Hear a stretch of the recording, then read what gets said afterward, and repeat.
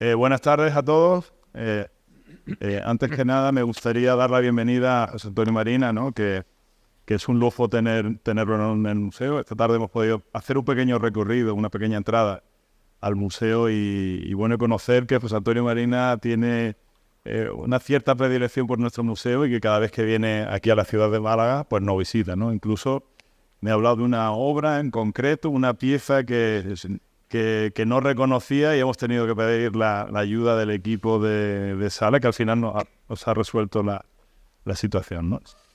Vamos a hacer este encuentro con José Antonio Marina, que lo va a protagonizar como entrevistador, como periodista, Paco Reyero, amigo personal y amigo también del museo, ¿no? En cuanto que no es la primera actividad que hemos desarrollado, ¿no? Y daros también a todos vosotros la bienvenida para este acto.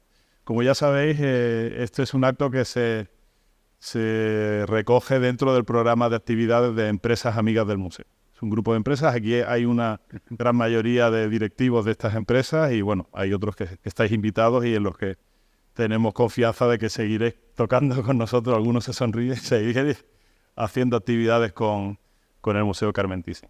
Nada más, doy la palabra a Paco Reyero, bienvenidos a todos y encantado de tenerlo. Muchas gracias.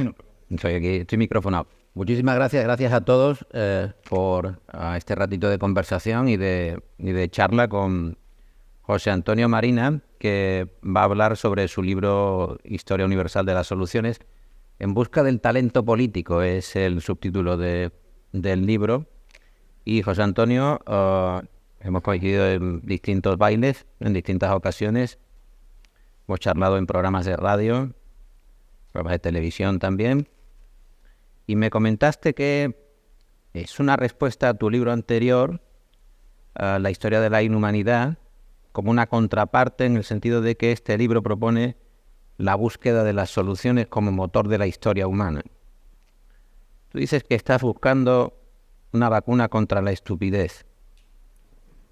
La vacuna contra la estupidez se retrasa. Sí. ¿Hay algún momento en el que pueda aparecer la vacuna contra la estupidez? Pues mira, eso me recuerda la historia de una madre que se acerca a su niña dibujando y le pregunta, oye James, ¿y qué dibujas? Y la niña dice, pues estoy dibujando a Dios. Pero hombre, ¿cómo vas a dibujar a Dios si nadie sabe cómo es? Y la niña dice, pues lo van a saber dentro de 5 minutos. Pues eso. Dentro de un año sabéis la vacuna de la estupidez porque está al caer. Pero yo antes, Paco, tengo que reconocer que después de haber dedicado toda mi vida al estudio del alma humana, cada vez la entiendo menos. Porque pensar que con el tiempo que hoy hace en Málaga están ustedes aquí, yo lo siento, se lo agradezco, pero no lo entiendo. Pero bueno, segunda cosa, que mi experiencia me dice que al empezar una conferencia como esta, pues hay una pregunta que es verdaderamente esencial. ¿Se me escucha bien? Respondida. Pues, Procedo a la segunda pregunta. no, la esencial es esta. Ah, vale. Si se oye o no se oye. Bueno, la verdad es que no lo sabía, pero me interesa muchísimo saber que una parte importante de ustedes tienen que ver con el mundo de la empresa. Porque este libro tiene el antecedente que ha dicho Paco, que es la historia de por qué la humanidad ha fracasado tantas veces y ver si se pueden evitar esos fracasos. Pero tiene un antecedente más lejano. Mi tema de investigación al principio fue la inteligencia, pero la inteligencia como facultad individual. Cada uno de nosotros tenemos nuestra propia inteligencia. Pero llegó un momento que me di cuenta de que esa inteligencia individual era en realidad una abstracción, porque cada una de nuestras inteligencias está dependiendo del entorno en que se desarrolla. Y ese entorno puede bloquear la inteligencia o puede estimular la inteligencia. De manera que a todos nos interesa vivir en entornos muy inteligentes. ¿Por qué? Porque la interacción con ese entorno va a hacer que nuestra inteligencia también mejore. Entonces me interesó estudiarlo, esto, que es lo que llamo la inteligencia compartida, en dos casos concretos. Me interesó mucho la inteligencia de las parejas. Es decir, resolver la pregunta, ¿por qué dos personas muy inteligentes pueden formar una pareja estúpida? Porque es un problema pero es un problema absolutamente tremendo. Dice, bueno, ¿pero qué ha funcionado ahí? ¿Qué ha funcionado? ¿Por qué se caracteriza una pareja estúpida? Pues porque en vez de ayudarse a una característica de la inteligencia compartida, que es saber resolver mejor los problemas, al contrario, se resuelven peor los problemas. Y entonces, eso para un teórico de la inteligencia es un problema, y es un problema muy serio. El segundo tema que me interesaba era la inteligencia colectiva de los centros educativos. En un centro educativo seguro que todo el mundo es muy inteligente, pero como centro entero, unos pueden ser inteligentes y otros pueden ser también estúpidos. ¿Por qué? Pues, por ejemplo, si hay una lucha por el crédito, a ver si consigo que este crédito me lo den a mi cátedra. Bueno, entonces ahí se empieza a deteriorar todo el funcionamiento de la institución. Ese tema no interesó nada al mundo educativo, al que interesó fue al mundo de la empresa.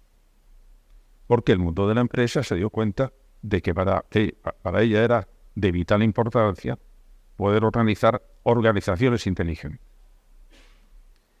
Y una organización inteligente no es la suma de las inteligencias de los que trabajan en esa empresa, sino algo especial que tiene de la manera de relacionarse esas inteligencias. Ese plus. Y mi definición de una inteligencia, de una empresa inteligente, es aquella en la que personas que tal vez no sean extraordinarias, por estar trabajando de una manera determinada, pueden producir resultados extraordinarios. Y ese plus es el que me interesaba a mi análisis. Pero a partir de ahí dije, bueno, donde nos interesaría tener una inteligencia compartida o colectiva más potente, es precisamente en el mundo político, porque es donde se tienen que resolver los problemas que nos afectan más a todos, que son más universales, que son más profundos.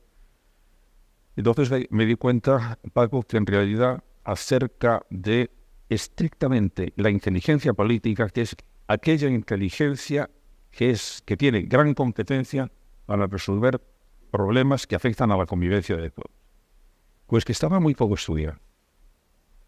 Y estaba muy poco estudiada porque el mundo político ha perdido su vocación inicial, que era resolver problemas, y se ha convertido en otra cosa, que es la gestión del poder. Y claro, la gestión del poder va por otro lado. Entonces, lo que a mí me interesa y por lo que me encantaría que este libro tuviera difusión, no compra, sino difusión, es decir, ojalá se leyera mucho, es porque lo que quiere es llamar la atención de que necesitamos fomentar el talento político, que es el talento para resolver los problemas que nos afectan como sociedad.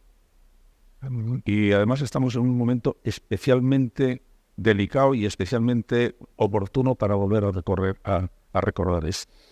El libro aborda desde ese prisma el valor de la vida humana, la legitimidad del poder, el reparto del poder, la propia religión, el sexo, la familia, pero todo gravita sobre la política.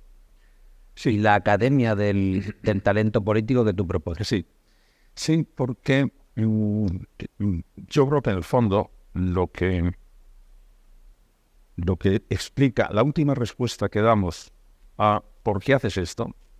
Si empezamos a preguntarnos así iterativamente como hacen los niños, ¿y por qué las vacas tienen cuernos? Pues para defenderse. ¿Y para qué quieren defenderse? Pues para sobrevivir. ¿Y para qué quieren sobrevivir? Y al final lo que dice el padre o la madre es pues porque sí.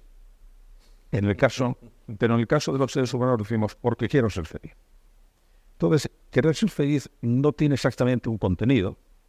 Lo único que tiene es la última explicación de todas mis búsquedas. Es decir, es una especie de estado ideal en la que, bueno, si hubiera llegado allí, ya descansaría. Es decir, bueno, ya por fin he llegado.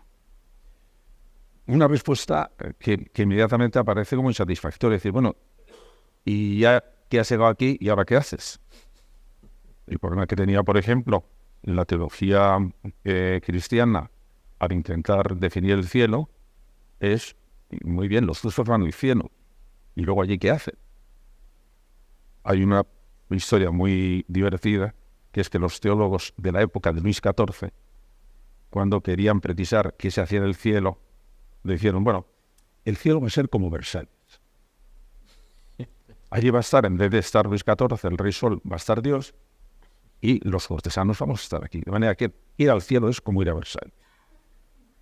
Pero se hacía la misma pregunta. Bueno, ¿y en Versalles qué hacemos aparte de ver al rey? De cómo se viste, cómo se desviste, cómo desayuna.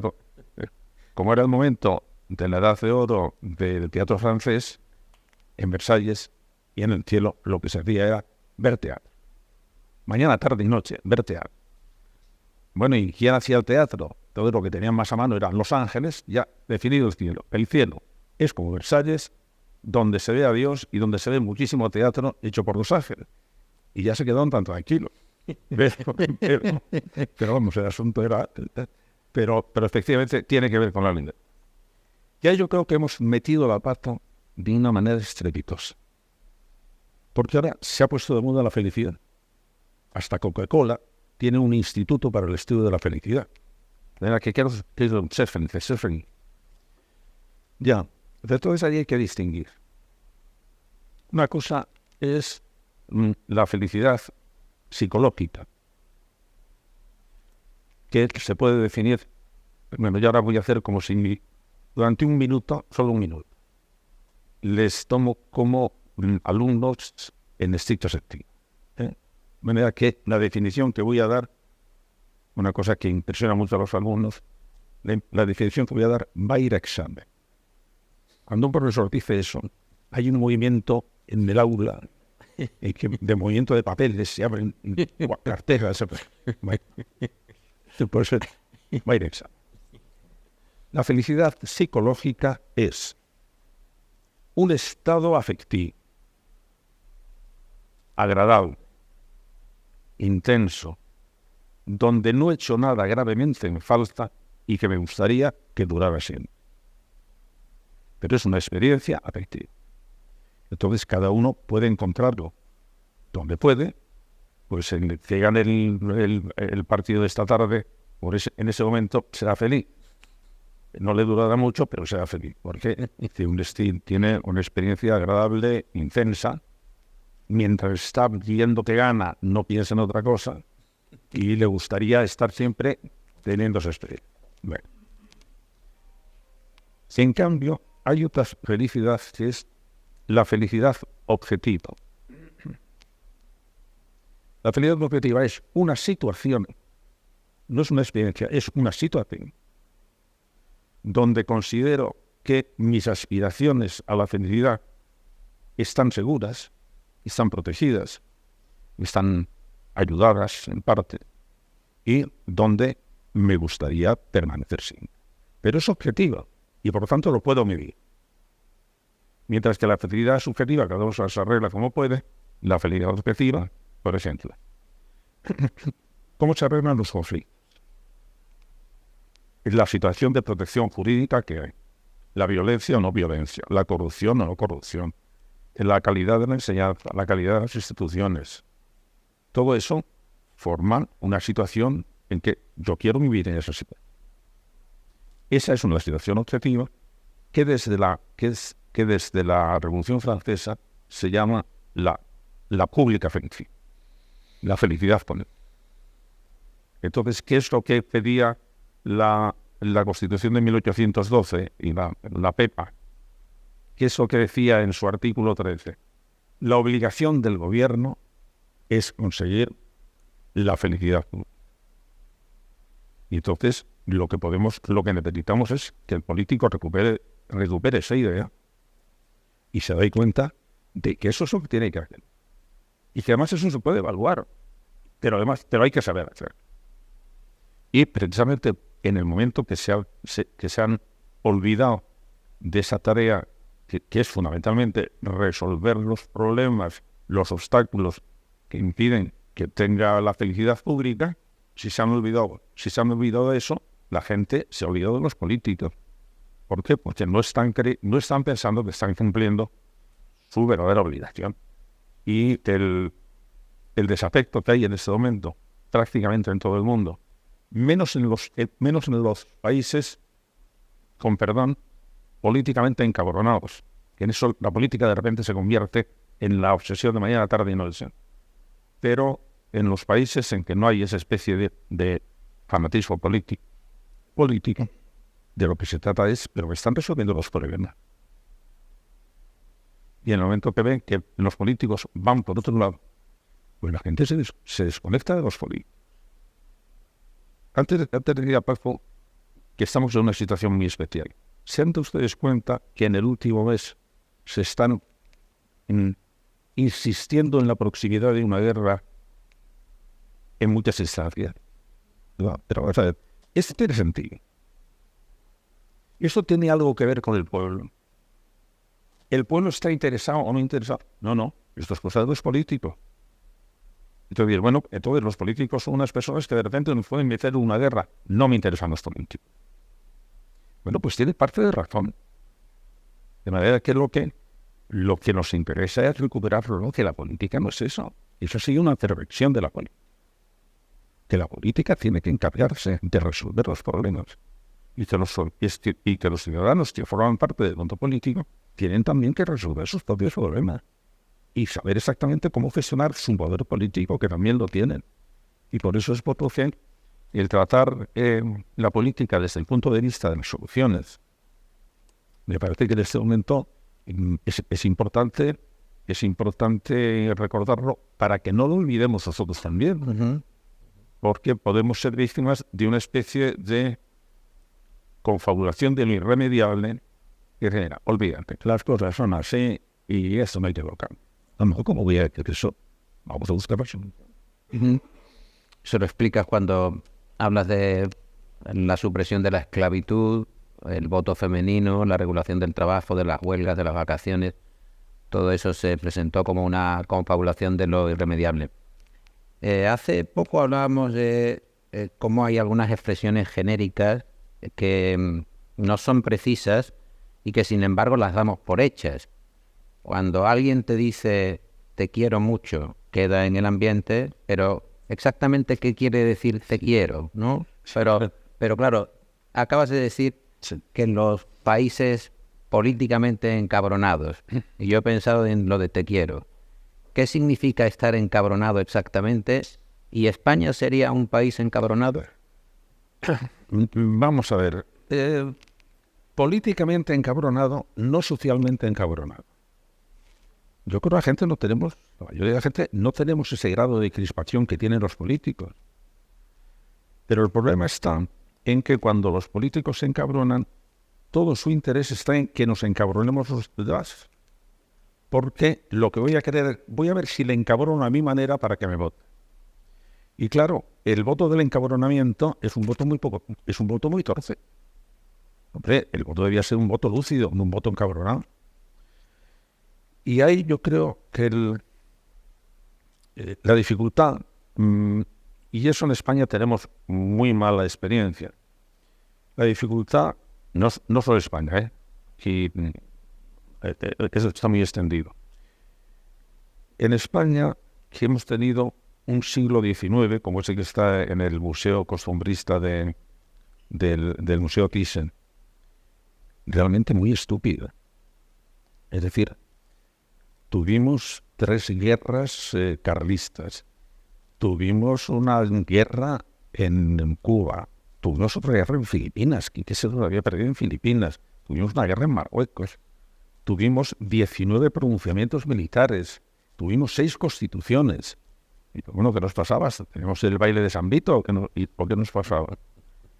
Bueno, pues lo que nos pasaba es que habíamos tenido una historia en que todos los enfrentamientos, y los enfrentamientos son inevitables, pero todos se habían planteado en el formato conflicto. Y el formato conflicto es, tú eres mi enemigo, voy a ver si te aniquilo. ¿Por qué? Por lo que quiero es la victoria.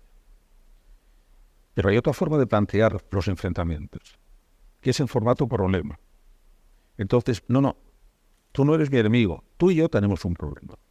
El enemigo es el problema. Y entonces lo que tenemos que hacer es, ¿qué hacemos para resolver ese problema?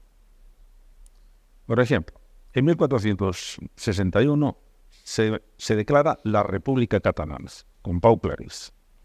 Hace casi 4 siglos. ¿Y seguimos todavía con esto? Sí. ¿Por qué? Porque siempre se ha planteado como un conflicto. Y como ninguno de los dos contendientes ha conseguido erradicar al otro, pues entonces retoña y retoña y retoña y seguirá retoñando. Bueno, ¿y qué pasa si lo convertimos en un problema? Porque cuando se define un problema, en el momento de definir el problema, ya estamos situando de alguna manera la solución. Había una cosa que decía Einstein, o dicen que decía Einstein, que es, si tuviera una hora para resolver un problema del que me dependería mi vida, dedicaría 55 minutos a plantear el problema. Y los otros 5 minutos a resolver. Y bueno, es una exageración, pero tiene razón. Es decir, cuando yo planteo una cosa como problema, tengo que definir bien el problema. De eso trata el sentido. Me da igual que sean problemas afectivos, problemas de pareja, problemas... No, si todos tienen la misma metodología. Primero tengo que identificar el problema. Y una vez que lo he identificado, saber si es un problema real o no.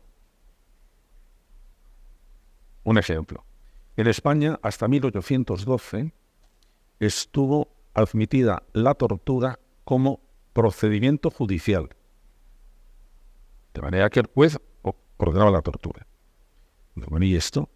Pues porque querían resolver un problema, según ellos, que era para que un juez responsable diera una sentencia absolutamente segura, solo había 2 procedimientos.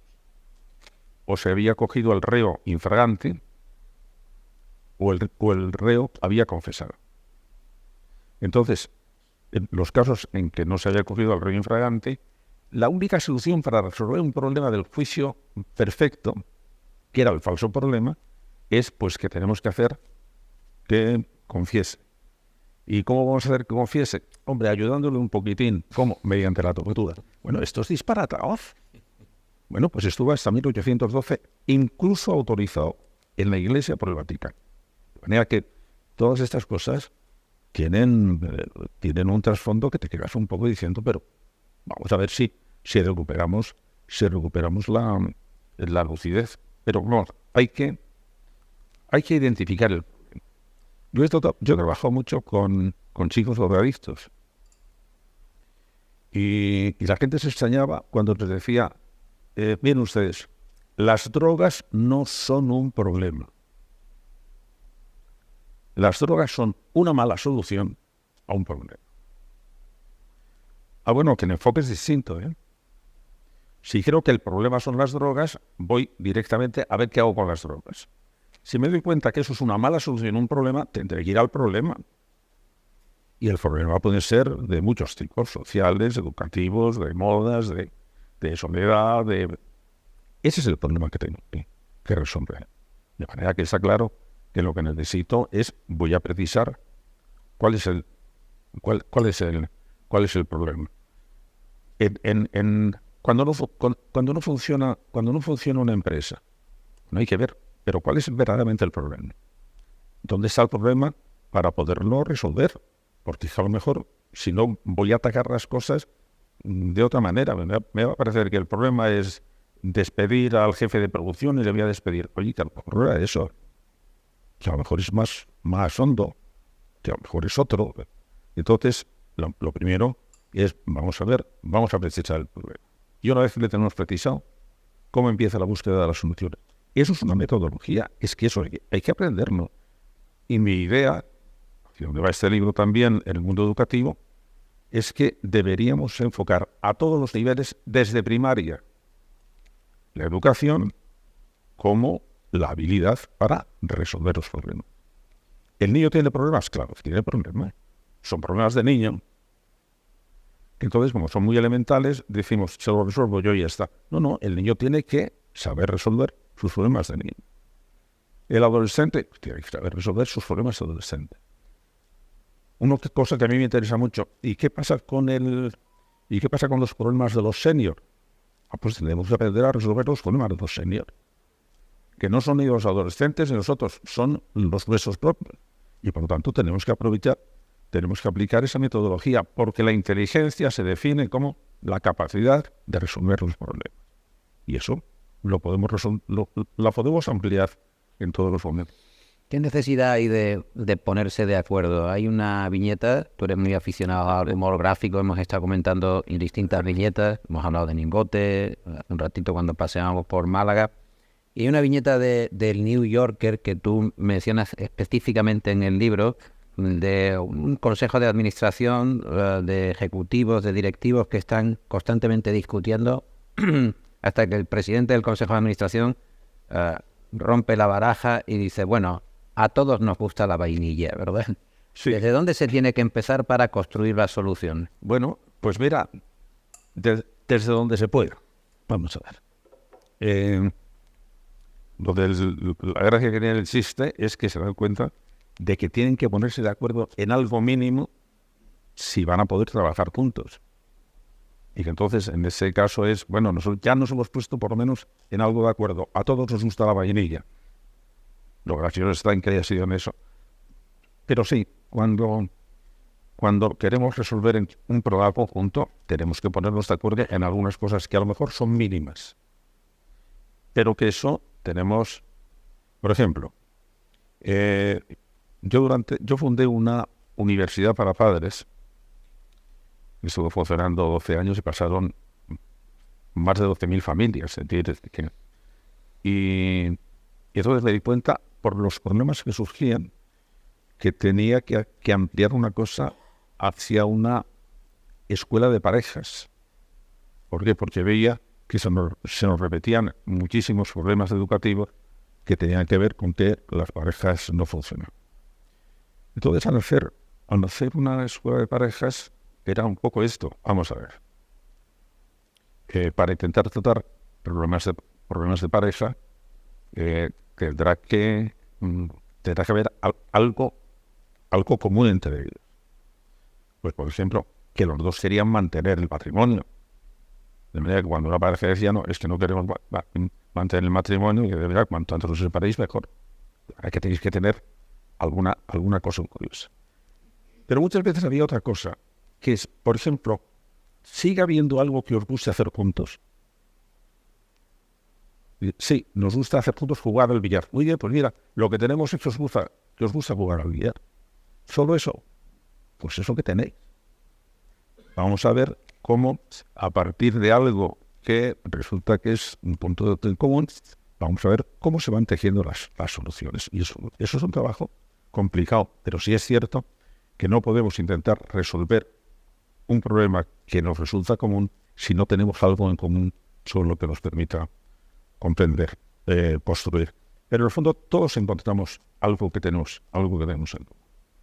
A mí me ha interesado, como sabes, Paco, precisamente para no perderme en la teoría, ver cómo se aplica esta teoría a casos prácticos.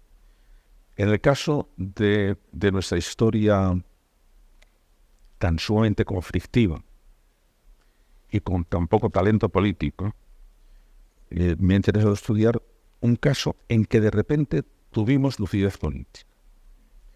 En que cuando los que lo vivimos estábamos casi convencidos de que íbamos a volver a plantearlo en formato conflicto, se planteó en formato problema, que fue la transición.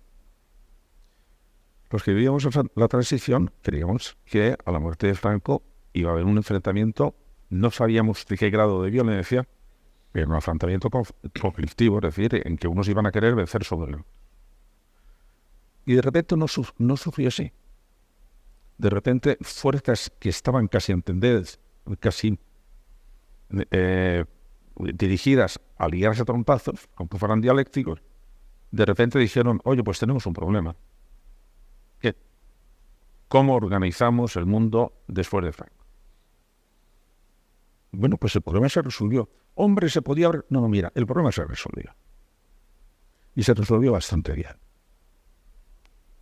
Sobre todo si tienes en cuenta cuál era la situación en ese momento.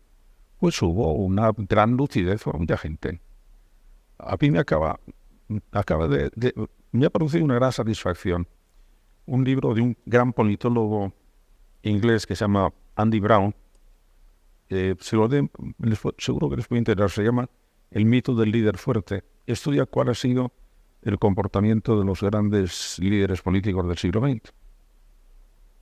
Entonces los distingue en varios niveles. Los que son destructivos, los que son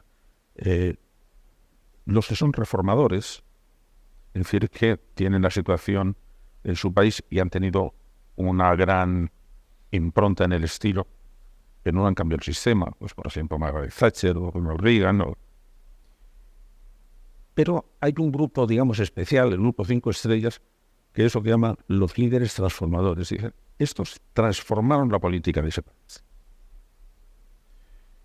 Y los que cita son Gorbachev, que es el que cambió el sistema soviético, Mandela, que es el que hizo el cambio del régimen de la apartheid, Deng Xiaoping, que es el que sustituyó a Mao Zedong y abrió todo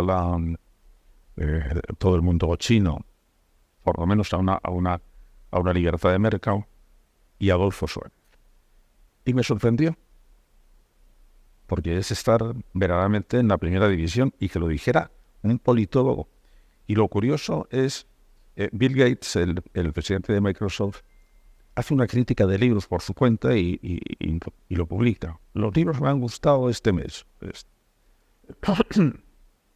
Y al comentar este libro de Andy Brown, dice, bueno, y este libro para mí ha sido una sorpresa porque me ha permitido conocer a un político excepcional del que no tenía noticia.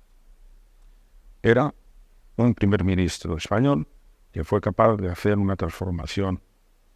Bueno, pues la verdad es que a mí me gustó, porque sí reconocía que aquel momento en el que yo estuve como tanta gente, fue un momento de gran lucidez. Es decir, que los problemas se pueden arreglar y que, por lo tanto, la propuesta que estoy haciendo yo no es una propuesta utópica. Es que cuando se aplica funciona.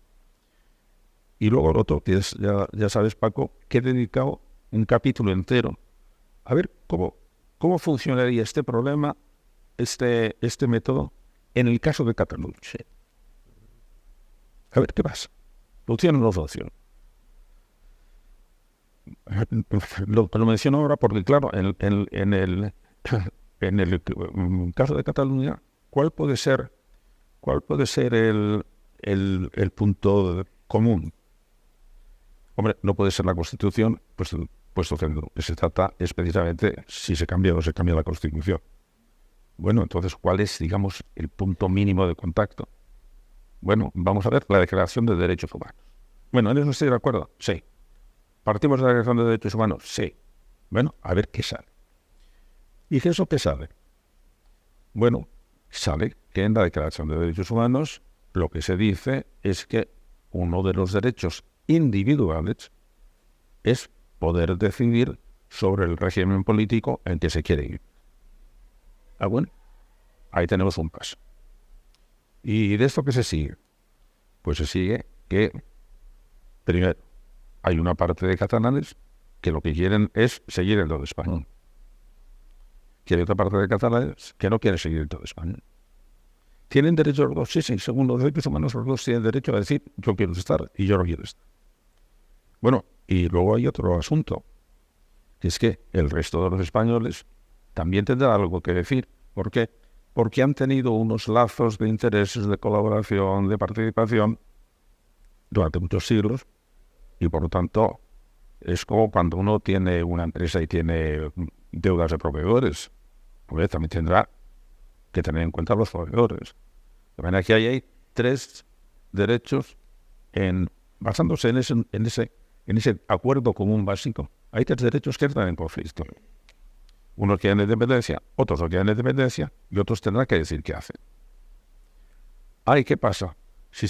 Cuando se plantea en formato conflicto es, no, yo tengo derecho y tú no tienes derecho. Y así no se resuelve nada. ¿Y qué pasa cuando 2 derechos legítimos entran en conflicto? Pues es que hay que resolverlo. Pero eso pasa en todas partes. Vamos a ver. Derechos legítimos que entran en conflicto. Pues, por ejemplo, el derecho a la libertad y el derecho a la seguridad. Pues entran en conflicto. Si yo quiero tener toda la seguridad, lo mejor que puedo hacer es eliminar la libertad de todo el mundo y tenerlos bajo control policial. Si quiero tener toda la libertad, pues ten cuidado porque no vas a tener seguridad. ¿Por qué? Porque no voy a poder organizar sistemas coactivos, sistemas restrictivos. Entonces, ¿qué hago? Pues lo que hemos hecho. Vamos a ver cómo ponderamos para tener la máxima libertad posible con la máxima seguridad posible. Y eso es una cosa de inteligencia, es una cosa de ponderación, es otra cosa de... Vamos a ver cómo conseguimos hacer eso. Bueno, pues lo mismo en el otro problema. Vamos a ver cómo se puede compaginar la capacidad de ser autónomos que quieren unos con la capacidad de estar integrados en una nación que tienen otros. Y pues que eso hay que ajustarlo. Eso hay que ajustarlo. Ajustar las reclamaciones legítimas.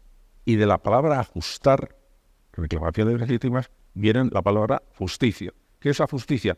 Pues mira, que hemos llegado a una situación en que se ajustan las reclamaciones pertinentes. Pues eso hay que trabajárselo. Eso no baja del cielo. Eso estamos en el tanteo de, pues mira, que nos hemos pasado. Que nos hemos pasado, pues habrá que volver atrás, porque eso es la experiencia histórica que tenemos. Y yo, que no soy historiador, por lo que en los últimos años me dedico a la historia, es porque tenemos ahí el banco de experiencias de la humanidad. Vamos a ver qué hemos hecho. Vamos a ver cómo hemos metido la pata, quién hemos metido algunas veces hasta el corvejón. Y otras veces hemos hecho las cosas bien. Pues vamos a ver cómo aprendemos de toda esa experiencia para no volver a equivocar. Pues esa es la inteligencia. ¿Qué es un gran político? Pues un gran político es el que es capaz de convertir un conflicto en un problema. Y si no lo hace, no es un buen político. No es un buen político. Y luego ya vamos a ver si entre todos damos solución al problema, pero primero hacer esa especie de gran transformación. Igual que cuando una pareja se instaura en el formato conflicto, mira, separaros, lejos unos de otros. ¿Por qué? Porque no vais a hacer nada más que destruiros. Cuando una pareja dice, no, nosotros tenemos un problema que queremos convivir y no nos entendemos. Bueno, pero mira, ya está ahí el problema. Vamos a ver. ¿Por qué no os entendéis? Pues muchas veces, pues porque salen malentendidos. Los malentendidos ya sabe cómo es. Es decir, llega un momento en que si digo buenos días, malo. Si no digo nada, malo. Y si digo malos días, malo. Y dice, pues a ver cómo salgo de esto. Pues sí, para aliviar. Y eso se lo explico a mis alumnos. Que se ríen mucho y luego se lo toman muy en serio. Y por ejemplo, un caso que les cuento. Vamos a ver. Están Pilar y Manolo. Pilar y Manolo tienen una hija que es Maripili. Y Maripili les ha puesto un ultimátum. Jimmy es el pelanas ese con el que sale. Les ha dicho que Jimmy y ella han decidido no ser más hipócritas y que van a pasar un fin de semana en casa de Jimmy y otro fin de semana en casa de Maripili, de Pilar y Manolo. Y eso a Pilar le ha subido por las paredes, que se van a meter aquí en la cama Maripili y Jimmy por encima de mi cadáver. Por encima de... Y a todo eso sucede una cosa. La manera de resolver problemas afectivos en el hombre y en la mujer es distinto. Y eso, para mí, era fundamental explicárselo a mis alumnos. Ante un programa festivo, las mujeres que tienen más sentido común, lo que quieren es hablarlo. ¿Por qué? Porque mientras lo van hablando están elaborando el problema. De manera que al explicarlo, pues muchas furias se les van y otras se tranquilizan y otras ven otra cosa. A los hombres hablar de problemas afectivos nos pone de los nervios porque nos parece que estamos en una situación de gran vulnerabilidad.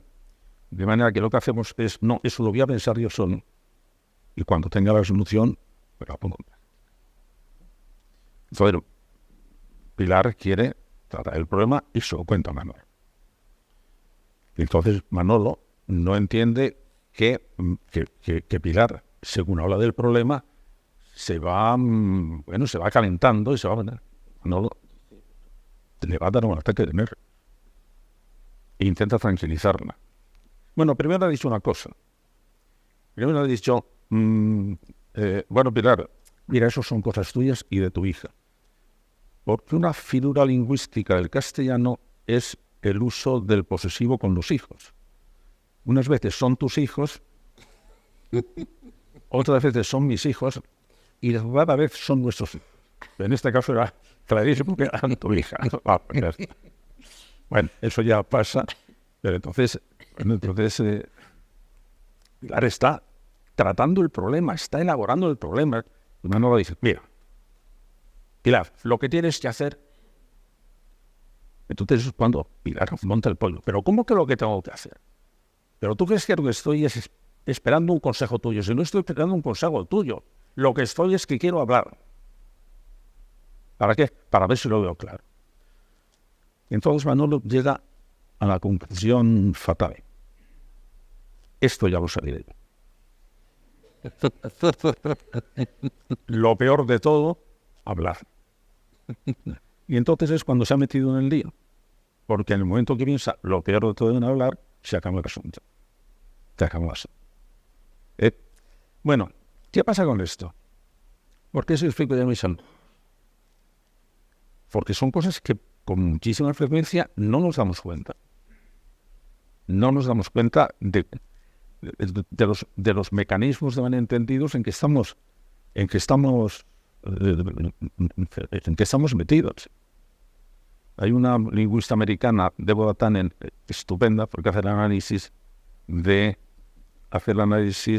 de expresiones que utilizamos todos en las conversaciones. Hay un libro entero que se llama Pero te vas a poner eso, que es conversaciones de la madre con una hija. Hija, te vas a poner eso, la hija se pone por las paredes y la madre dice, sí, lo único que te he hecho es una pregunta, que sé si lo vas a poner. No, porque en las preguntas siempre va la pregunta literal, la situación en que se hace y lo que se esperaba. Entonces, todo eso hace que el mecanismo de los malentendidos sea un mecanismo absolutamente, un campo de minas. Hombre, no convendría explicarlo eso. No convendría, en vez de estudiar el sintagma, el paradigma, la estructura sintáctica, hacer una lingüística de cocina, comedor y dormitorio. A ver cómo conseguimos que el lenguaje, en vez de crear problemas, resuelva problemas.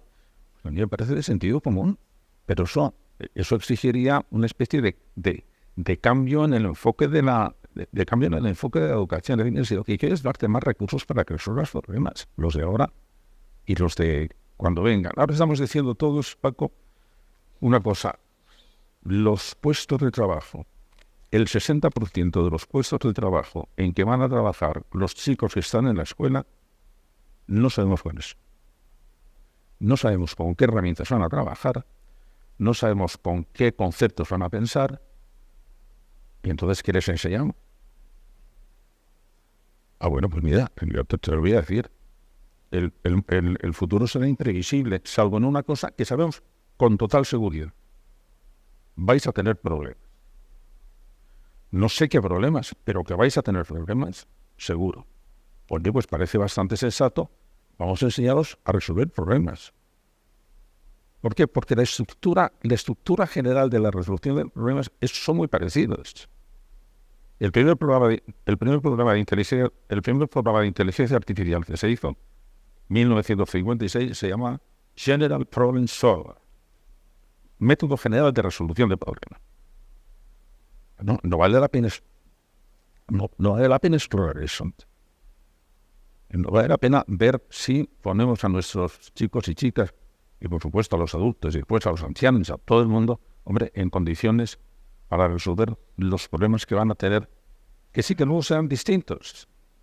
Pero había una cosa que decía Voltaire: la historia nunca se repite, los seres humanos se repiten siempre. De manera que en el fondo la estructura de los problemas va a ser muy parecida. Si sabemos resolver esos problemas, estamos haciendo un favor a nuestros chicos. El verso de León Felipe, ¿no? Los mismos hombres, las mismas guerras, los mismos tiranos, las mismas cadenas y los mismos poetas, decía León Felipe. Decías tú que el pesimismo tiene un gran prestigio social, que ha ganado, que los pesimistas tienen nombradía, tienen buena reputación. Sí, el pesimista nos da la impresión de que está de vuelta de todo cuando no ha ido a ningún sitio. Había un graffiti que se hizo muy famoso ya de los años 70, que decía: debemos dejar el pesimismo para tiempos mejores. Bueno, sí, en los tiempos malos lo que nos interesa son optimistas. ¿Por qué razón? Porque los optimistas son los que han buscado las soluciones. En parte del libro, y espero poderlo completar, me interesa hacer una historia de las cosas que se han considerado imposibles. Lo mencioné antes. Cuando se quiere abolir la esclavitud, hay una oposición radical porque se iba a hundir la economía. Una economía no podía funcionar sin esclavos.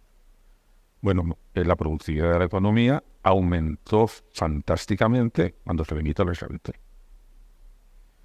Por ejemplo, los esclavos no podían aprender a leer y a escribir, porque entonces iban a dejar de ser esclavos. Las mujeres no podían leer y escribir, pero eso hasta los años 40. Las mujeres no tienen por qué ir a la escuela, porque lo único que necesitan es ocuparse del marido, de la casa y de los hijos, y para eso no hace falta que sepan trigonometría. Y seguro que no. Cuando se instaura con la Revolución Francesa la votación, se autoriza el voto únicamente a hombres, porque se considera que las mujeres no eran de fiar, y únicamente a hombres que tuvieran propiedades, que era lo que se llamaba el voto censitario.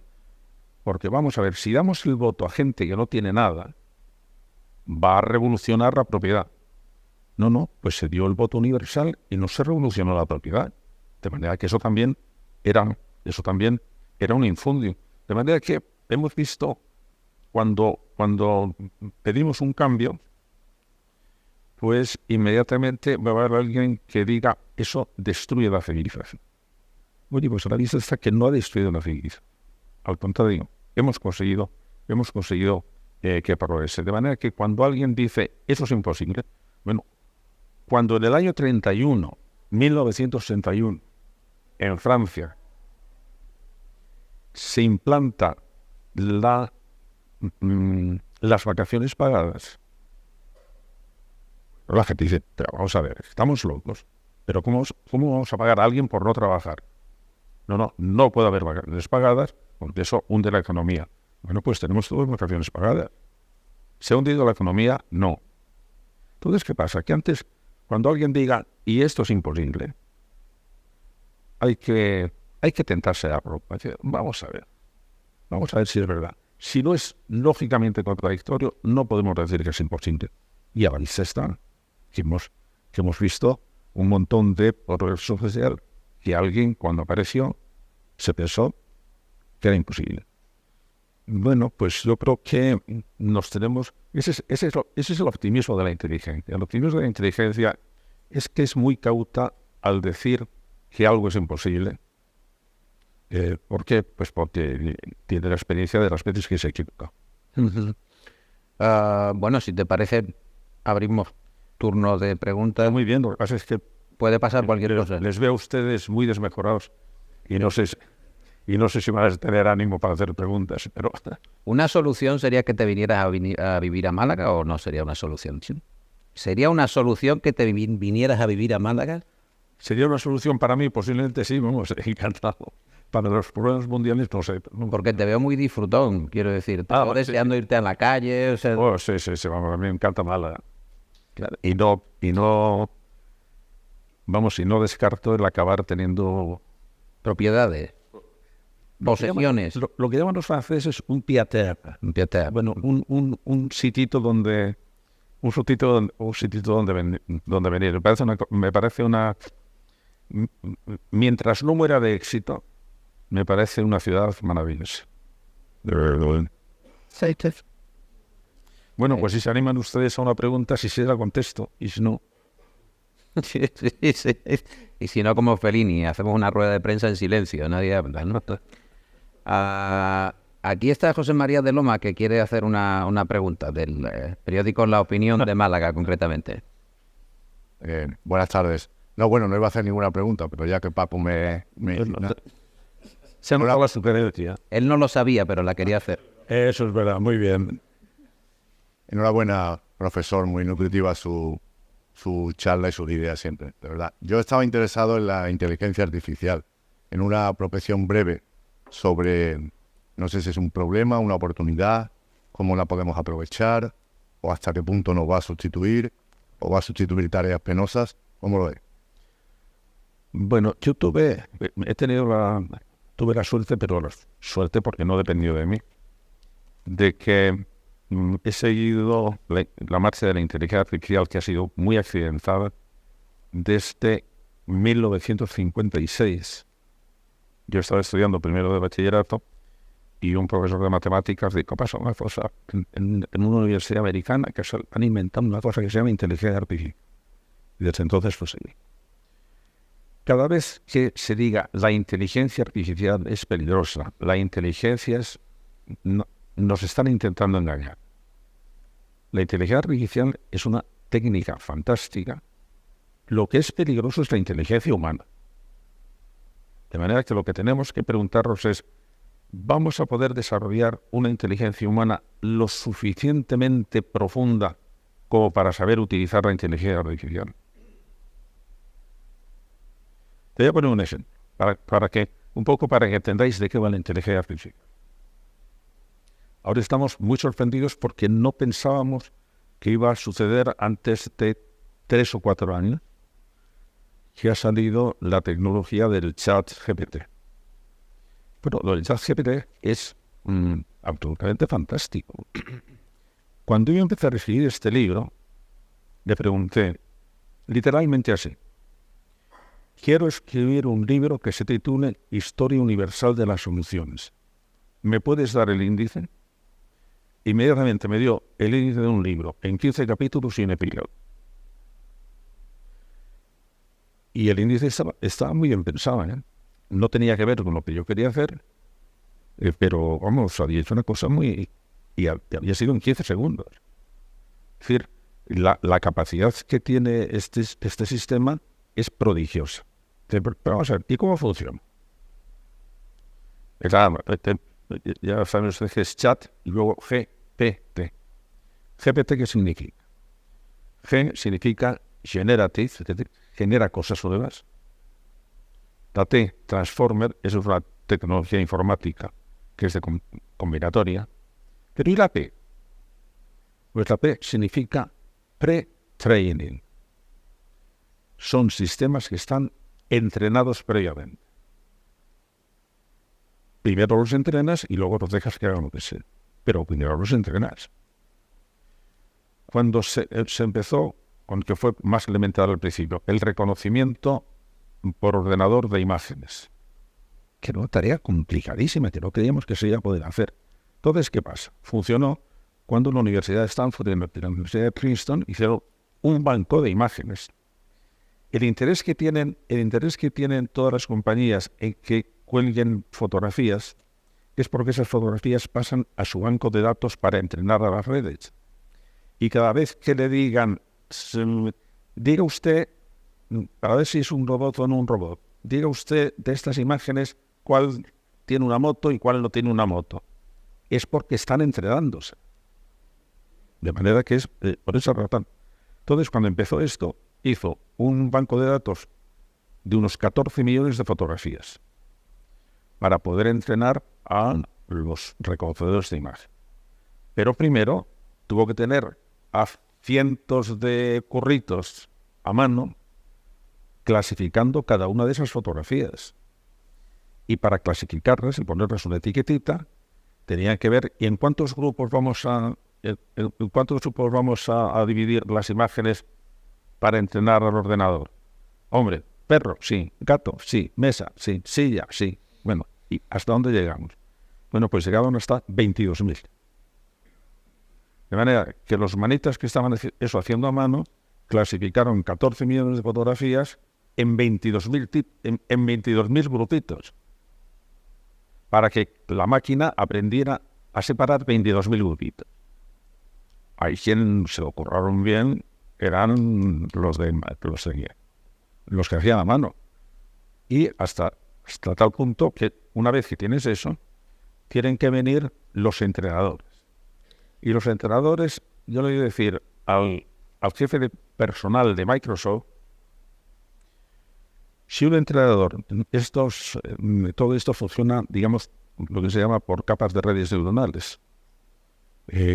Cuando una capa manda una información elaborada a la siguiente, una más elaborada a la siguiente, otra más elaborada a la siguiente. Entonces, decía, bueno, cualquier chico que se presente a nosotros y sepa entrenar una red de 5 capas, pues va a tener un sueldo de 5 dígitos. Si es capaz de entrenar una red de 50 capas, de entrada va a tener un sueldo como mínimo de 7 dígitos. Es decir, del $1.000.000 para arriba. Porque en este momento hay poquísimos que sepan hacer eso. Claro, cuando teniendo esto en cuenta, lo que decimos es, el sistema es malo, es que el sistema es lo que es. Si lo que interesa es lo que hay por debajo del sistema. Y si yo entreno a una red para hacer disparates, pues va a hacer disparates. Y si entreno una red para hacer cosas beneficiosas, pues hará cosas beneficiosas. Lo que tiene que ver es, pero qué inteligencia humana está en el origen de la inteligencia artificial. Y si no, cada vez que hablamos del mito de la inteligencia artificial, estamos camuflando a los que verdaderamente son responsables. Nos parece que el responsable es el sistema tecnológico y el responsable son las personas que diseñan el sistema tecnológico. Y por lo tanto, yo creo que eso es una especie de desenmascaramiento de lo que hay por debajo de la inteligencia artificial. Bueno, muchas gracias por este rato que nos está brindando. Yo tengo una pregunta, y es, ¿qué pasos sigue usted para acometer y resolver un problema? ¿Qué pasos? Bueno, los pasos, vamos a ver. Pues lo primero es, vamos a distinguir dos tipos de problemas. Uno son los problemas teóricos y otros son los problemas prácticos. En Europa, que tenemos una idea muy platónica, nos parece que los problemas verdaderamente importantes son teóricos y que son los más difíciles, son los más trascendentales, por ejemplo, los científicos o los matemáticos. Esos son verdaderamente difíciles. Mi idea es que los problemas verdaderamente difíciles son los teóricos. ¿Qué diferencia uno de otro? Un problema teórico se resuelve cuando conozco una solución. Un problema práctico no se resuelve cuando conozco la solución, sino cuando la pongo en práctica, que suele ser lo difícil. Había una vez comentaban de un embajador americano que decía, pero vamos a ver, ¿y por qué ustedes los europeos están tan preocupados por el conflicto entre árabes y palestinos? Pero si la solución es sencillísima, basta con que todos se comporten como buenos cristianos.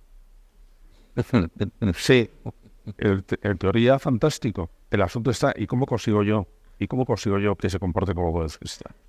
De manera que los problemas complicados son los problemas prácticos porque tienen, aparte teórica, Y luego tienen una parte práctica donde se mezclan los intereses, los miedos, las pasiones, las no sé qué, y la puesta en regla. De verdad que a mí me interesan más los problemas prácticos que tienen. En primer lugar, la identificación del problema. Y en la identificación del problema hay que dedicar el tiempo suficiente, primero, para ver si es un problema real, y segundo, para intentar madurar el problema. Es decir, cuando estás tratando, cuando a Newton le preguntaron, oye, ¿usted cómo hace sus descubrimientos? Digo, nocte dieque incubando, pues dándole vueltas día y noche.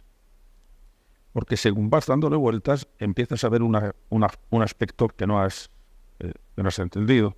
En el planteamiento del problema es estupendo poder hacerlo en colaboración con otros porque nos va a dar otro punto de vista. De manera que cuando el problema está ya, digamos, bien madurado, es cuando puedo enunciarle de una manera que sea además comprensible para otras personas que no sean yo. Te voy a explicar, por ejemplo. Ya tengo el problema. ¿Y ahora qué tengo que hacer? Tengo que buscar soluciones. Vamos a ver, ¿y cómo se buscan las soluciones? Pues uno de mis maestros, que era Polia, que hizo un libro curiosísimo que era How to Solve It, ¿cómo se resuelve esto? Dije, bueno, primero empieza a ver si tienes alrededor algún problema que sepas resolver y que se parezca a este. A ver qué pasa. Y si no, bueno, pues vamos a empezar a descomponer el problema. Hay un investigador ruso que hizo un método que se llama TRIC, en que él trabajaba en una oficina de patentes y revisó 200.000 patentes, a ver de esas 200.000 patentes, cuáles habían resuelto realmente un problema. Se encontró que 20.000. Analizó los 20.000 y se dio cuenta que las operaciones que se habían realizado para resolver un problema no eran muy grandes. Él dijo, no hay más de 40 operaciones que se puedan hacer un problema. Es decir, si tú tienes un problema y haces, si es en parte lo que hacen los ordenadores, le sometes a 40 tipos de transformaciones, de reducciones, de inversiones, de comparaciones, de extrapolaciones, dice, bueno, pues tienes un recurso finito de operaciones. Hombre, la persona que es experta sabe que no tiene que poner todas. Sabe que puede seleccionar las que pueden resultar eficientes. Entonces las aplica. Que ninguna de estas funciona. Pues entonces es cuando tiene que empezar a hacer una especie de anticipación. ¿Qué pasaría si hiciera esto? Y entonces, desde esa operación final que has hecho, vuelves al punto de partida. ¿Qué pasaría si de repente, para resolver ese problema, cambio el orden de fabricación? Por ejemplo, Toyota. ¿Cómo puedo evitar gastos de almacenaje? De repente un tío se le ocurrió, bueno, ¿y si conseguimos que no tenga que haber un almacenamiento de piezas? No, muy bien, sería fantástico. ¿Y eso cómo lo hacemos? Bueno, pues que las piezas vengan directamente de la fábrica a la cadena de montaje. Que no se detenga en ningún sitio. ¿Y esto cómo lo hacemos? Bueno, pues esto hay que hacer una especie de cálculo y de sincronización tan sumamente perfecta que en cada momento en que un operario necesite una pieza, la tenga allí, directamente de fábrica. Hombre, lo del sistema del just in time fue para Toyota la repera. Entonces, primero lo que había imaginado era una cosa que no se pensaba que se pudiera hacer. Que es, primero, para eliminar gastos de almacenamiento, había utilizado todos los recursos, digamos, normales. Bueno, pues que haya palés directos aquí, que estén clasificadas, que haya un buen control de provisiones. Cuando un tío dijo, no, que no haya almacenes. No se trata de que esté bien administrado el almacén, es que no haya almacén. Pues ahí la gente le escogió. Y yo digo, bueno, vamos a ver cómo lo hacemos. Y es entonces, desde una anticipación, vamos a meter a cifras. Quiero decirte que esas son las técnicas de resolución de problemas. Que en cada problema, en cada tipo de problemas, antes decía, los problemas de malentendidos en la pareja, ese es un problema especial. Vamos a ver, ¿cómo podemos hacerlo? Vamos primero a identificar el problema. Allí, al identificar un problema, eso es importante porque ahí sí entra un tipo de aprendizaje al que yo me he dedicado mucho, porque todo el mundo contaba con él, pero contaba con él como si fuera una especie de magia. Hay personas que tienen intuición para ver. Hay la intuición femenina, hay la persona que tiene ojo para los negocios, hay la persona que tiene ojo clínico, hay la persona que lo utilizamos como una especie de cosa popular para una manera de decir, pero ¿qué listo es este? Y además. Pero cuando yo me puse a estudiar, seguro que no hay algo por debajo. Y entonces ocurrió unas casualidades, porque muchas veces las cosas cuando descubres algo es por casualidad. Acababa de ganar Kasparov su primer encuentro con el programa Deep Blue de IBM. Luego el programa Deep Blue venció a Kasparov y ahora le vencerá todas las veces que sea, porque es mucho más potente. Pero en aquel momento Kasparov ganó. Y le preguntaron, oiga, ¿y le ha sido difícil ganar en el ordenador? Y Kasparov dijo una cosa que la gente pensó que era una broma de Kasparov. No, porque el ordenador no tiene sentimiento de peligro. Pero dio la casualidad que yo en aquel momento estaba estudiando los textos del equipo de psicólogos que entrenaba a Kasparov en la Unión Soviética. Y me encuentro con que dedican un capítulo a el aprendizaje del sentimiento de peligro. Bueno, pues esta es la mía. ¿Y eso qué era? Pues era que en los campeonatos de ajedrez los campeones tienen muy poco tiempo. No pueden dedicar demasiado tiempo a analizar las cosas. Y el sentimiento de peligro era entrenarles para que con un solo golpe de vista pudieran detectar dónde estaba la zona peligrosa del tablero. Y una vez que lo habían ya detectado, podían dedicar tiempo a analizar aquello. Bueno, ¿y eso cómo lo entrenaban? Sabían que era una función de la memoria. Tened en cuenta que cuando separamos la memoria de la inteligencia, nos estamos equivocando siempre. La inteligencia es fundamentalmente memoria. Bueno, tenían que cargar una memoria aproximadamente con 50.000 jugadas de ajedrez. Es decir, un maestro de ajedrez tiene que aprenderse de memoria por lo menos 50.000 jugadas. Y luego entrenarla para que esa memoria pudieran utilizarla, los llamados en paralelo. Es decir, todo eso se lanzaba sobre el tablero a analizar por su cuenta y de repente decía, aquí está el problema. Bueno, eso sabemos ahora más o menos cómo podemos entrenarlo para decir, bueno, lo primero es que te vamos a decir dónde está del problema que ya has detenido, vamos a ver dónde está la parte más complicada para atacarlo en el terreno. Bueno, ya has hecho las operaciones, ya has previsto soluciones, te queda el punto importante, tienes que decidir si es buena solución. Entonces, decidir si es una buena solución, eso es lo específicamente del ejecutivo de una empresa. O de tu ejecutivo interior. Es decir, yo escribí un libro que se llama La inteligencia ejecutiva, que es donde se demuestra que nuestra inteligencia funciona en dos niveles. Lo que hacen las empresas es copiar el cerebro. Uno es la inteligencia generadora, la que busca soluciones, la que busca, la que propone. Y luego otra que dice, de todo esto que me has propuesto, me quedo con esto o no me quedo con nada, porque yo soy quien tengo el criterio de evaluación de las soluciones. Entonces, una persona para encontrar una solución tiene que saber exactamente cómo va a reconocer que la solución es buena. En cosas tecnológicas es sencillo, pues mira, lo pruebo y si funciona, ya está. En cosas humanas es más complicado, porque no sabes exactamente muy bien cómo va a resolver cuando lo pones en práctica. Y entonces ahí sí tienes que tener, digamos, un tipo de criterio de evaluación más completo. Bueno, pero ya toma la decisión. Y ahora tiene que ser, voy a ponerla en práctica.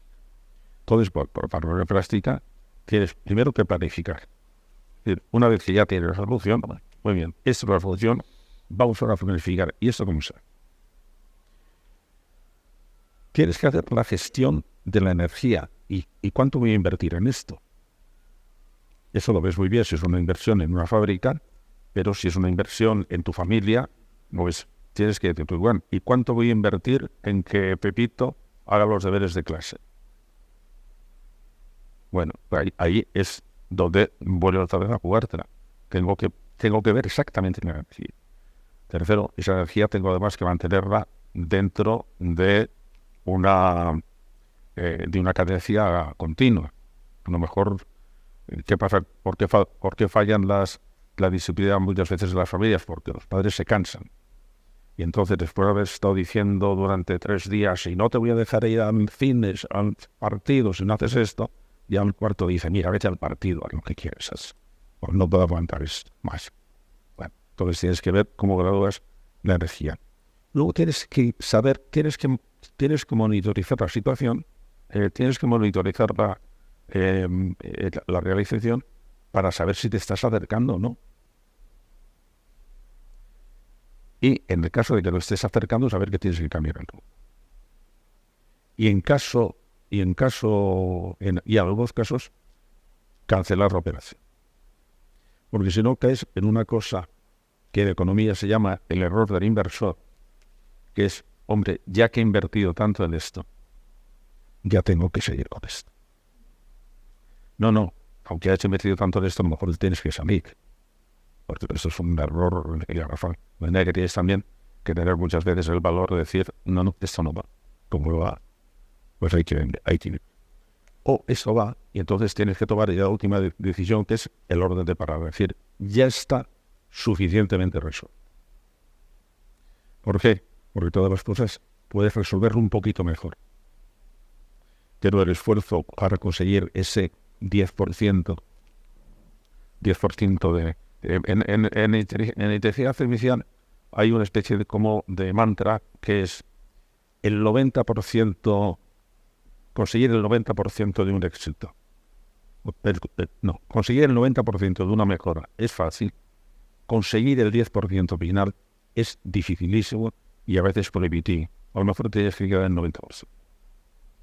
Bueno, todas estas cosas son las que forman parte, pero todas suponen un entrenamiento. El talento es la inteligencia entrenada.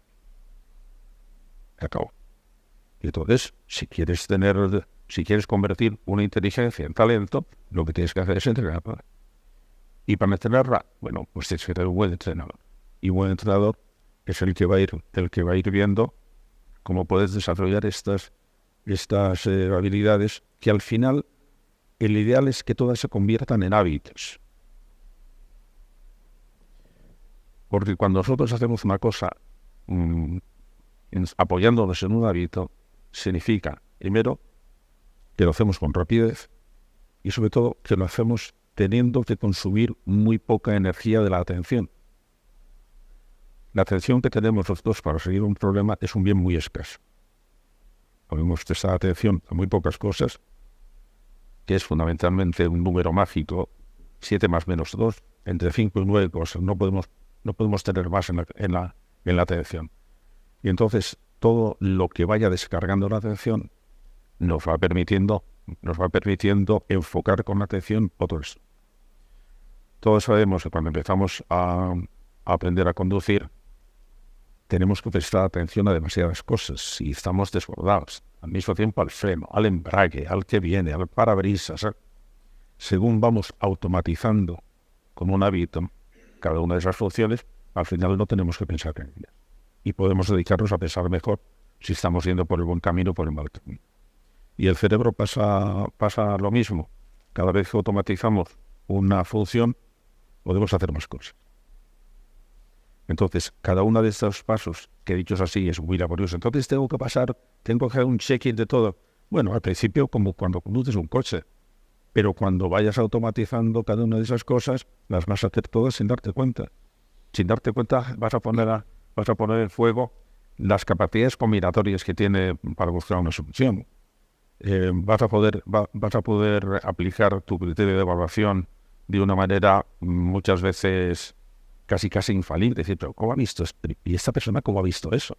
¿Pero cómo lo ha visto con tanta rapidez, chico? Pues me ha costado 10 años de entrenamiento. 10.000 horas de entrenamiento, se puede decir. Hay un mito de las 10.000 horas. Para adquirir maestría en algo hace falta 10.000 horas de entrenamiento. Yo creo que no son tantas, pero hace falta un entrenamiento. Y el entrenamiento en resolución de problemas es un entrenamiento muy parecido al entrenamiento para la creatividad. La creatividad es un hábito. No es que una persona puede ser muy ocurrente. No, pero sí para ser creativa, es decir, para tener, digamos, objetos que no sean simplemente una novedad, sino una novedad eficiente. Hoy tiene que tener un entrenamiento. Y el entrenamiento va por ahí porque es también la creación es un modo de resolver problemas. Cuando cualquier artista lo que va haciendo a lo largo de su obra es que se va planteando problemas y va resolviendo problemas. Eso lo contó estupendamente García Márquez al explicar cómo escribía sus novelas. En ese momento, de hecho, el otoño del Patriarca dice que lo escribió 2 veces, lo tiró 2 veces y lo tuvo paralizado porque no sabía resolver el problema del final. Y lo tuvo paralizado. Entonces cuenta que yendo a un viaje encontró un libro sobre las costumbres de los animales, la costumbre de los elefantes. Y lo compró porque tenía un prólogo de Hemingway. Dice, el prólogo de Hemingway era malísimo, pero en ese libro me dio la solución a cómo tenía que terminar el otoño del Patriarca. Porque eso sí, mientras está este problema planteado, pero planteado como problema, no como queja, o no como angustia, no. Este es el problema al que estoy dando vueltas. Se produce un efecto que se llama efecto Zeigarnik, que es que entonces es como si desplegáramos unas antenas para percibir todo lo que tiene que ver con ese problema. Y entonces vas agarrando, esto me vale, bueno, esto no me vale. Bueno, en ese momento el García Márquez tenía desplegado sus antenas y cuando vio lo de los elefantes, que el muy cabrito no dijo qué fue, o sea que no sabemos qué es lo que encontró en ese libro sobre los elefantes, pero captó eso y le sirvió para su guarida. Todo esto, Paco, ya para ir terminando, Sí. a mí me hace ser optimista respecto a la inteligencia humana. Porque lo que veo es la cantidad de recursos que podemos tener, es decir, la cantidad de problemas que hemos resuelto a lo largo de la historia. Para cambiar un poco la perspectiva, a mí lo que me gustaría es que se diera en cuenta hasta qué punto vivimos entre soluciones que nos han dado otras. Vamos a ver, ¿qué es una silla? Una solución. ¿A qué? Pues hombre, al estar en una postura cómoda, distanciado del suelo. Y una mesa, pues lo mismo, es una solución. ¿A qué? A poder colocar los objetos sin tener que agacharse mucho. Y el techo, bueno, pues soluciona la protección de la inclemencia. Y el traje, bueno, pues es únicamente... Y algo tan sumamente imbécil como una corbata, no, porque ha resuelto el problema de cómo distinguirnos en la vestimenta. De manera que absolutamente todo lo que tenemos son soluciones a algún problema. Y que muchas veces no comprendemos lo que pasa si no vemos, pero qué problema ha querido resolver. Por ejemplo, ¿qué problema han querido resolver las normas morales? A lo que está dedicada la tercera parte, que antes la mencionó Paco. Bueno, es que las normas morales tuvimos que inventarlas porque era la única forma de resolver el modo de solucionar conflictos y el modo de hacer previsible las conductas ajenas. Y es que damos por supuesto de que se van en principio a mover dentro de comportamientos moralmente fijados. ¿Qué problema se planteaba? Pues el problema se planteaba que, ¿y cómo hacemos que la gente obedezca a estas normas? La primera que se ocurrió en la humanidad es, vamos a decir que bajan de Dios. Entonces, todos los primeros códigos antiguos no era yo, el rey, digo estas leyes, sino en Dios me ha dicho a mí que promulgue estas leyes. ¿Por qué? Porque necesitábamos responder resolver un problema. ¿Cómo hacer que la gente cumpla las normas? Bueno, cuando nos damos cuenta de eso, nos damos cuenta de que muchos de nuestros comportamientos se hacen más explicables de los que creíamos. Y cuando la gente dice, no nos podemos poner de acuerdo en ninguna normas morales, usted es tonto. Vamos a ver. Yo con mis alumnos ya les tengo cogida la medida. Cuando alguien me dice que siempre hay uno, yo esto de la justicia me lo paso por el forro de los pantalones, esto no vale para nada, y esto de los derechos, esto es una tontería. Tienes toda la razón. Oye, voy a decir al profesor de matemáticas que te suspende en matemáticas. Ah, no. Usted no puede hacer eso. Sí, puedo hacerlo, porque es amigo mío, y si se lo pido lo va a hacer. No, eso usted no puede hacer. ¿Y por qué no lo hacer? Pues porque no es justo. Alma de cántaro, ¿no me acabas de decir que tú esto de la justicia te lo pasas por el fondo de los pantalones? Ah, mientras no te afecta. Ah, pues date cuenta hasta qué punto estás protegido por el sistema de derechos. ¿Hasta qué punto estás protegido? Y les cuento siempre lo mismo. Heródoto, el historiador, contaba que cuando moría el rey de Persia, durante 5 días en Persia se abolían todas las leyes. Eran 5 días de horror. Y digo, ¿y por qué hacía eso? Porque cuando venía el siguiente rey, estaban deseando que viniera a imponer otra vez la ley. De manera que vamos a ver un poco, muchas veces de pudor que nos entra a decir, hombre, ¿cómo vas a decir que una cultura es superior a otra? Pues diciendo no. ¿En qué? A eso sí, hay que decir en qué. Pero si yo estoy diciendo que la función de una cultura es el respeto a los derechos humanos, pues la cultura que no respete los derechos humanos es inferior a la cultura que respete los derechos humanos. Ah, pero ¿y la cocina? Esa es, da igual, da lo mismo, ahí no me meto. Y la música, ahí no me meto. Pero en el modo de resolver los problemas de la convivencia, te digo, hay culturas mejores y hay culturas peores. ¡Qué barbaridad! Esto es eurocentrismo. No es eurocentrismo. Es que yo te voy a intentar decir, y a eso está dedicado la tercera página, porque hay soluciones mejores y peores. Porque de repente, en la posición que en este momento se nos está dando entre el mundo occidental y China, y lo están haciendo muy bien los chinos, de qué es más importante, los derechos individuales o los derechos colectivos, pues hay que saberlo explicar. ¿Por qué en Occidente hemos elegido los derechos individuales? Porque nos ha parecido que cada vez que hemos dicho que entes colectivos tenían derecho, por ejemplo la nación, por ejemplo la raza, por ejemplo el partido, esos derechos colectivos contra quien han ido ha sido contra los individuos. Que dejaban Mussolini, el Estado es todo, el individuo no es nada. Claro, es que no quiero vivir de ese régimen. Pero entonces, eso hay que explicarlo y ver cada una de las cosas que no le estamos diciendo por una especie de iluminación del Espíritu Santo. Es que la experiencia humana ya nos ha dicho, mire usted, que eso no funciona. Eso no funciona. Y si lo vuelve a aplicar, va a tener un resultado. Y es que algún ente abstracto se va a imponer sobre los derechos individuales. Hemos llegado hasta aquí. Hasta aquí hemos llegado. Hasta aquí hemos llegado. Historia universal de las soluciones en busca del talento político. Ha sido un gusto tenerte aquí, José Antonio. Vas a disfrutar Málaga. Vas a disfrutar Málaga. Y a ustedes y a los organizadores del Thyssen, ahora, Javier, tenemos una copa en el patio. Vamos a tomar una copa. Y el libro está disponible en la salida con otros títulos de tu extensísima bibliografía. Muchísimas gracias y tomamos la copa.